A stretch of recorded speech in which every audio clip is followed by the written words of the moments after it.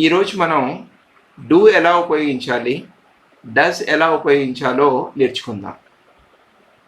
Do మరియు does అనేవి ఒక సెంటెన్స్లో హెల్పింగ్ వెర్బ్స్గా ఎలా ఉపయోగపడతాయో చూద్దాం. హెల్పింగ్ వెర్బ్స్ అంటే సహాయక క్రియలు అని అర్థం. డూ ఎప్పుడు ఉపయోగించాలి? డూ ఎప్పుడు ఉపయోగించాలి? I, we, you, they.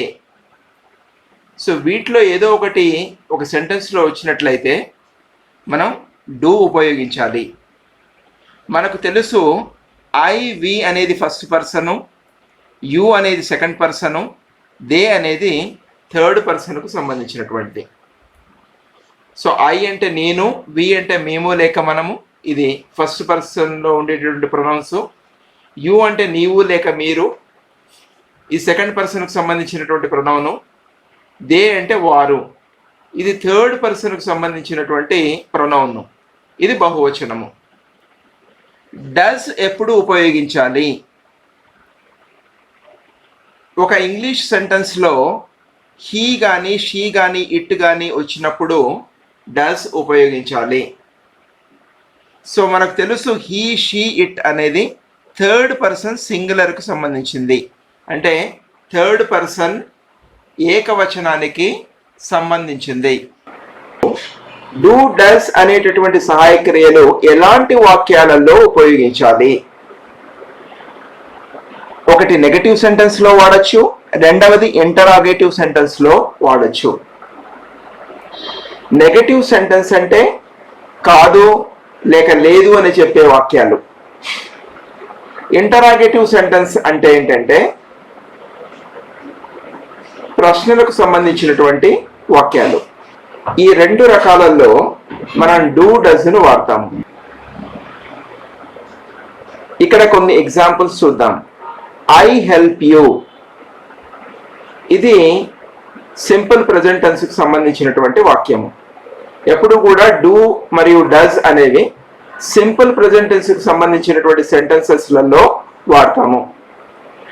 I help you అని సింపుల్ ప్రెజెంట్ టెన్స్, ఎందుకంటే ఐకు తర్వాత వెర్బ్ యొక్క ఫస్ట్ ఫామ్ వచ్చింది. ఇక్కడ దీనికి మనం నెగటివ్ సెంటెన్స్ రాయాలి అంటే I do not help you. ఇక్కడ ఐ వచ్చింది కాబట్టి మనం డూ అనేది వాడాము. ఐ వచ్చింది కాబట్టి ఇక్కడ డూ అనేటటువంటిది వాడాము. I do not help you.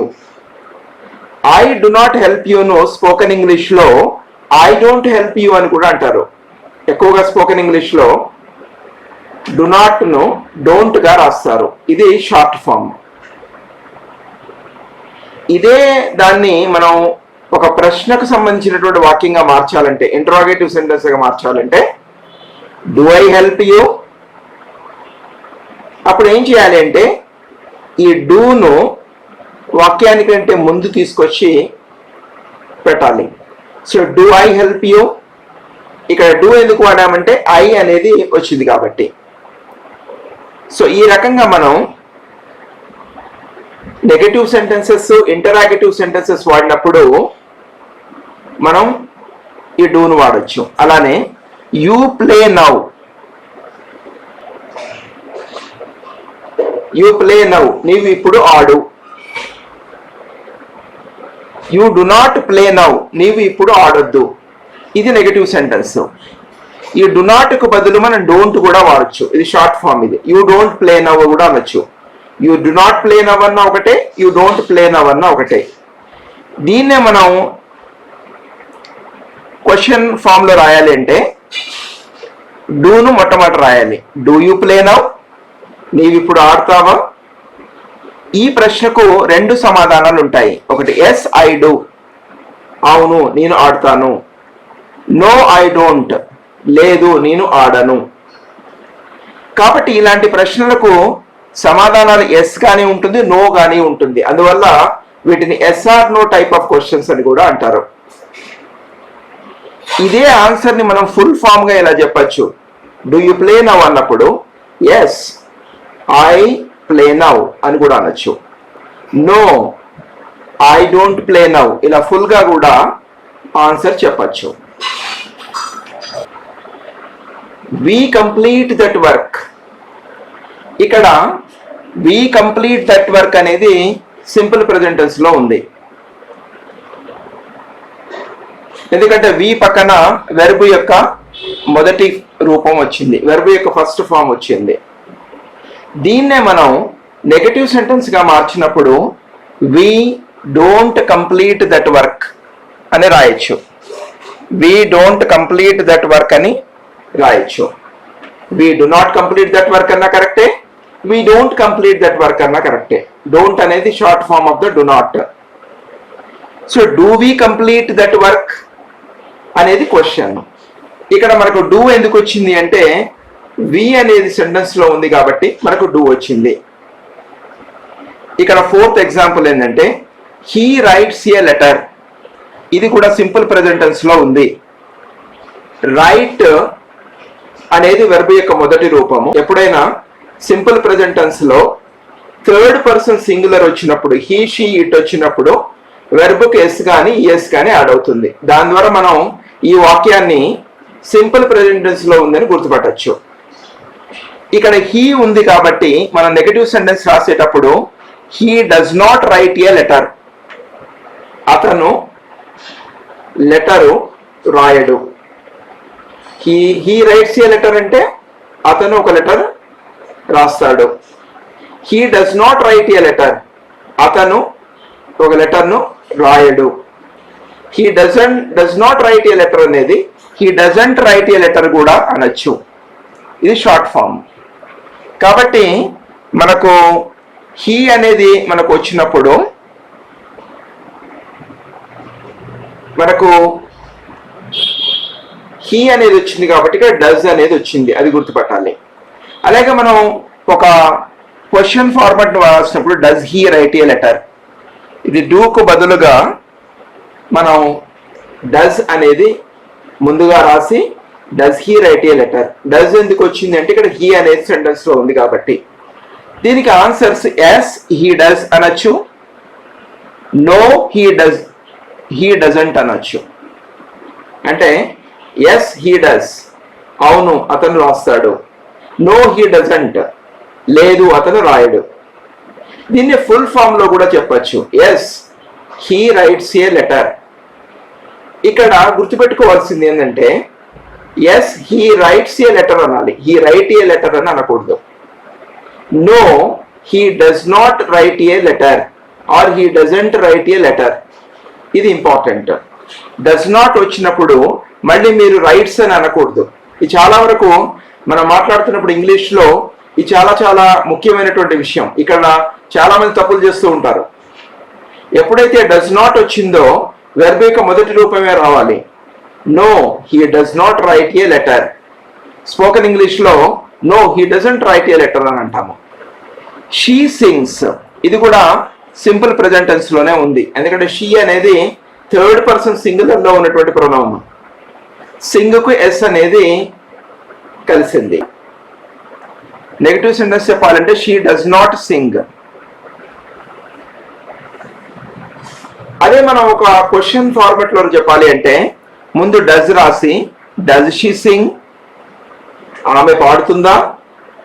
Yes she does, అవును ఆమె పాడుతుంది. నో షీ డజంట్, ఆమె పాడదు. ఇదే ఫుల్ గా కూడా ఫుల్ సెంటెన్స్ లో కూడా మనం ఆన్సర్ చెప్పచ్చు. ఎస్ షీ సింగ్స్ అనాలి అక్కడ. No she does not sing, లేదా నో షీ డజంట్ సింగ్. ఇలా మనం ఫుల్ గా కూడా చెప్పుకోవచ్చు. ఇక్కడ షీ అనేది వచ్చింది కాబట్టి మనకి ఇక్కడ డస్ అనేది వచ్చింది.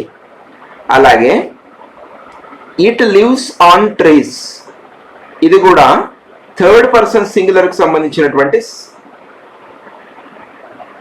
ప్రొనౌన్. ఇక్కడ ఇట్ లివ్స్ ఆన్ ట్రీస్, ఇది కూడా సింపుల్ ప్రెజెంట్ టెన్స్ లోనే ఉంది. ఎందుకంటే ఇట్ అనేది థర్డ్ పర్సన్ సింగులర్ కాబట్టి ఇక్కడ వెర్బ్ యొక్క మొదటి రూపానికి ఎస్ అనేది కలిసింది. సో దీనికి మనం నెగటివ్ సెంటెన్స్ చెప్పాలి అంటే it doesn't live on trees, it doesn't live on trees, అది చెట్ల మీద నివసించదు. దీన్నే మనం క్వశ్చన్లో చెప్పాలంటే does it live on trees, అది చెట్ల మీద నివసిస్తుందా? ఇక్కడ డస్ను మనం ముందు రాసాము. సో ఇక్కడ డస్ ఎందుకు వచ్చిందంటే ఇట్ అనేది థర్డ్ పర్సన్ సింగులర్ లో ఉంది కాబట్టి దానికి డస్ వస్తుంది. దీనికి ఆన్సర్ గా ఎస్ ఇట్ డస్ అనొచ్చు, నో ఇట్ డజంట్ అనొచ్చు. అదే ఫుల్ ఫామ్ లో yes it lives on trees అని అనొచ్చు, no it does not live on trees అని అనొచ్చు, it doesn't live on trees అని కూడా అనొచ్చు. కాబట్టి ఈ క్లాస్లో మనకు అర్థమైంది ఏంటంటే డూ అనేది ఐ వి యు దే ఇలాంటి ప్రొనౌన్స్ మనకు సెంటెన్స్ లో వచ్చినప్పుడు వాడాలి. అలాగే డస్ అనేది హీ షీ ఇట్ అనేటటువంటి ప్రొనౌన్స్ సెంటెన్స్ లో వచ్చినప్పుడు వాడాలి. డూ మరియు డస్ అనేటటువంటి హెల్పింగ్ వర్బ్స్ నెగటివ్ సెంటెన్స్ రాయటంలో అలాగే ఇంటరాగేటివ్ సెంటెన్సెస్ రాయటంలో ఉపయోగపడతాయి.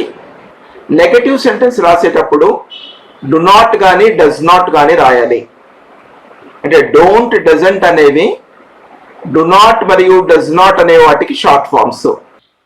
ఎక్కువగా స్పోకెన్ ఇంగ్లీష్లో ఈ షార్ట్ ఫామ్స్ను వాడతాము. అలాగే మనం ఒక ఇంటరాగేటివ్ సెంటెన్స్ కానీ ప్రశ్నకు సంబంధించినటువంటి వాక్యం రాయాలి అంటే ఈ డూని కానీ డస్ని కానీ వాక్యానికంటే ముందుగా రాయాలి. వీటికి సాధారణంగా ఎస్ కానీ నో కానీ జవాబు వస్తుంది. అందువల్లే ఇలాంటి ప్రశ్నల్ని అంటే డూతోని కానీ డస్తోని కానీ స్టార్ట్ అయ్యేటటువంటి